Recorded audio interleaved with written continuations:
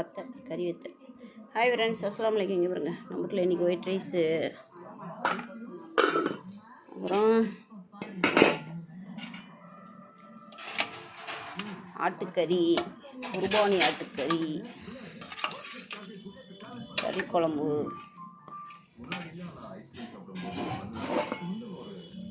குழம்பு, இட்லி குண்டானில் வச்சுட்டேன். அப்புறம் வறுத்த கறி, இங்கே பாருங்க, வறுத்த கறி. மட்டனை இப்படி தான் வறுக்கணும், இன்னும் கூட நல்லா கருப்பாக்கி விடலாம். போட்டு தீ அதிகமாக வச்சு கிண்டணும் எண்ணெயை ஊற்றி. ஒரு மிளகாத்தூள் தான் போடணும், சூப்பராக இருக்கும். அவ்வளோதாங்க. பாருங்கள், லைக் பண்ணுங்கள், ஷேர் பண்ணுங்கள், கமெண்ட் அடிங்க.